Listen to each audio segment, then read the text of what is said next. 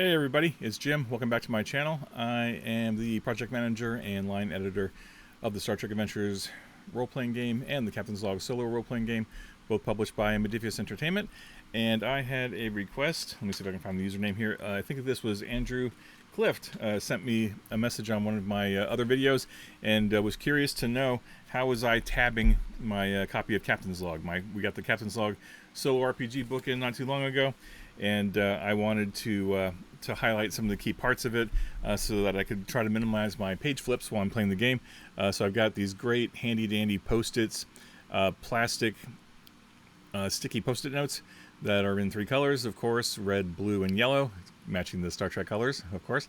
And I've got a bunch of different things in here that are tabbed up on the bottom and the side, and I'm working on the top. I've got a couple temporary Post-its in here now. The paper Post-its, my tabs are in a different part of the room, and I don't have them easily accessible. And I thought I would just spend a few minutes, talking to you about how I tabbed it. Of course, there is no one right way to do this. It's whatever preference is suited to you, whatever you want to do. Of course, the book does come with a single bookmark. I like to put bookmarks in the books whenever possible.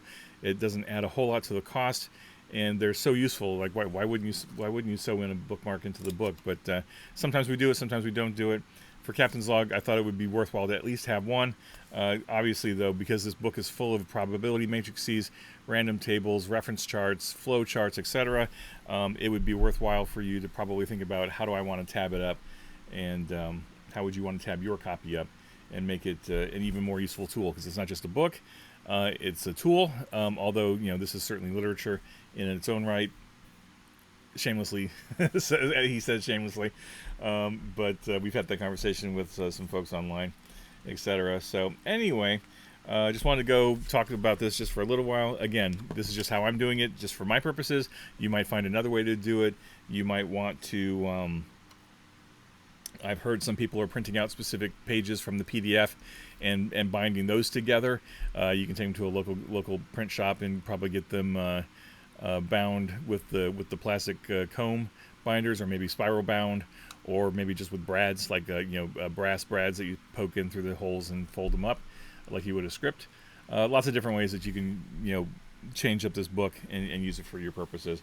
But for the way I did it, though, is all the important stuff is in the, it's all important, right? But the stuff that's relevant to me for the game is what I wanted to focus on primarily.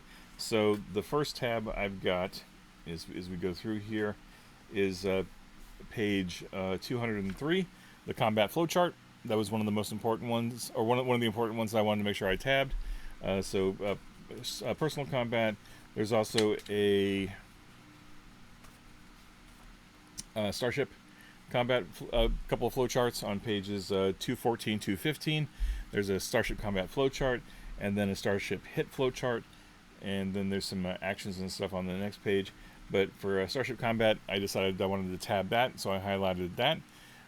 These two, also, if you really want to get into the nitty-gritty with the color coding, Personal Combat and Starship Combat, I felt were both operations/security for the purposes of Next Gen era. Not original series, not Strange New Worlds, but Worf and Data and Geordi all wore yellow or gold. So I decided to put Starship Combat and Personal Combat in gold. There's one a little further in gold as well. This is for Starship Damage. This is pages 308, 309. I marked those as gold too, because that's just in case the ship gets into any damage, or the ship sustains any damage. I wanted to have a place to record that as well. So those are the yellow tabs, as it were, for the purposes of my book so far.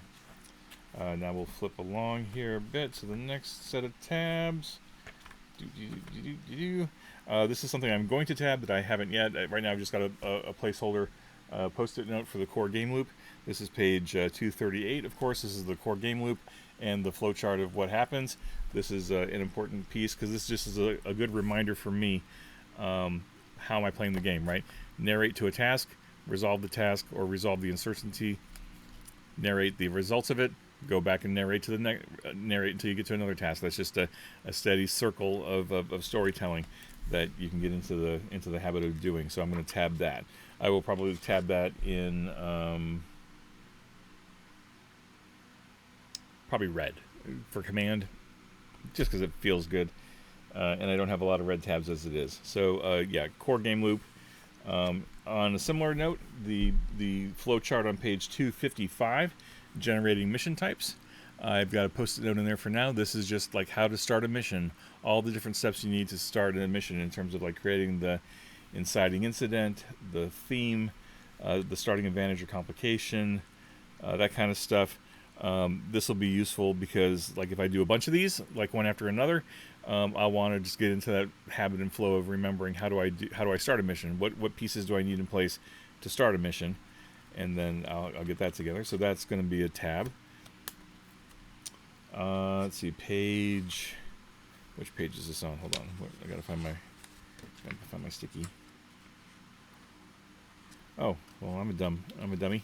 I put that post-it on the core game loop, but I already had a post-it on the core game loop right here in blue for sciences and and medicine. I think that was just like the science of the game. I was going with the blue look and feel of that. So I've already got the core game loop highlighted. And in fact, what I'll do, because the core game loop is so central to the game, I'm going to take that off the side of the page here very carefully so I don't rip it. And I'm going to put that on the top of this page over here so that it's even more prominent. So now what I've got my core game loop right there on the top, tippy top. Bing, bing, core game loop. One of the most important elements of the game, in my opinion. Okay, so that's the core game loop. And we got the generate mission. We've already talked about that. Maybe I'll do that in blue instead of red, I don't know. Moving on, we've got the encounters probability matrices, page 270, 271. This is all the different types of encounters that you can create. I tabbed that because that's going to be something I'll go to regularly when creating missions or adding more encounters to my current missions if I need to. If I feel like if at some point I'm in a story and it's starting to lag a little bit, maybe I'll throw in a new random encounter or just try to shake it up a little bit. So that's the encounters table. Let's see, moving on, we have the momentum spends. So page 275, generating random momentum spends. Anytime you gain momentum in the game, this is an opportunity for you to spend it if you want to. So that's page 275. I've tabbed that.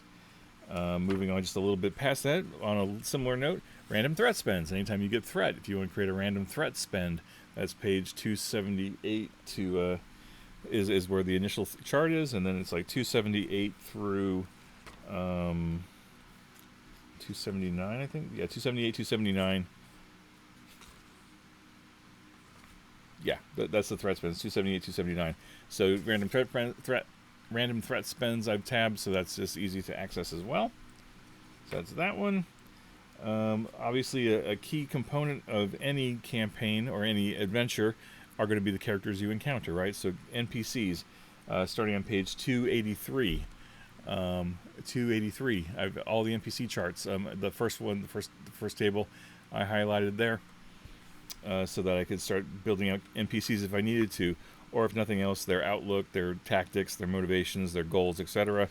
I've tabbed that just to make it easy to reference. So NPCs is the next one. Similar to that, another important component of any episode is the location. So locations, page 302, started highlighting that chart as well, so I tabbed that. I've already talked about ship damage, so I'll skip that. Me personally, as a game master, I am horrible at coming up with random names quickly. I usually don't remember to have a chart on hand that I can just check names off of. So the matrix on page 315, the name generator matrix, which is right there, page 315, I've tabbed that because I will be using that an awful lot. And in fact, in my current actual play, I've hit this a number of times to just help me generate random names. So that is one I wanted to make sure that I tabbed and had available as well. And then finally, I've also tabbed the quick reference sheet, which is on page was this 322, the quick reference. This is also available as a PDF by itself in the download packages, and in fact, as part of the character sheet and the ship sheet, there's also this quick reference in the back of it. This shows you page references to key stuff. It's got a copy of the yes/no probability matrix, which I'm using all the time in my game to decide, is this highly probable, is it likely, unlikely, etc. Just to help kind of like shape the narrative and kind of like think about how NPCs are acting, how the characters are acting, etc. Just to help me kind of like fill in the blanks. And then it also has a copy of the core game loop on the bottom, just the core game loop itself, not the description. So I've got it tabbed two different ways, right? I've got this page tabbed so I can see the core game loop, but also here on the top of the book, I've got the tab for the core game loop itself right there. And then the two tabs on the bottom, I think I've already talked about this. It's the momentum spends and the threat spends. So this is what 1, 2, 3, 4, 5, 6, 7, 8, 9, 10, 11, 12. There's 12 tabs that I've put in here. Is there anything else that I would use often enough? Maybe. Like, in fact, now that I think about it, now that I'm flipping through it, I would probably go ahead and tab the focus tables. So 85 through 88, I would tab the focus tables, just in case I come up with a non-player character and I want to see if they're good at something. Maybe that'll help influence my narrative. And then definitely page 93 and page 94, the random species tables. I would probably tab those as well, because as I encounter non-player characters, I would want a sense of what species they are, just so I can help build that into the narrative as well. So I would take care of that as well. So that's page 93, 94. I'll tab those at some point. If my crew got into a situation where they were encountering other Starfleet vessels, maybe I would tab the different starship tables on pages 143 and 144. Maybe that's worth doing too, although I think for my purposes, for my games, I don't know that I would be hitting those tables that often. I think those are primarily for character generation, starship generation. But you never know, right? You might run into a story where you have to deal with another Starfleet vessel, and you'd want to know what kind of Starfleet vessel is it, and then react accordingly. Starship talents, I probably would only use that often at character and ship generation, and then everything else is straightforward, I think. Yeah, so I might even end up tabbing some of the other tables that are in the appendices, but those are the key ones, I think. So those handful of things that are what I've tabbed here. I do also have the PDF, right? So I've got the PDF with all of its bookmarks, and at some point, like because like when I'm playing the game, I'm doing a mix of looking at the PDF, but also looking at the hard copy, because I like having the hard copy on hand. I might possibly go into the PDF and customize the bookmarks. Like if you have a Acrobat Reader or Adobe Acrobat or other readers, I think you have the ability to customize the bookmarks yourself. So you could customize the bookmarks and change them to whatever you need. So if you have specific tables or charts or probability matrices that you're using regularly, maybe do that. If I really felt ambitious, I could pull pages out of the PDF using Adobe Acrobat and create like a separate pamphlet of just the key tables and just flip through those key tables.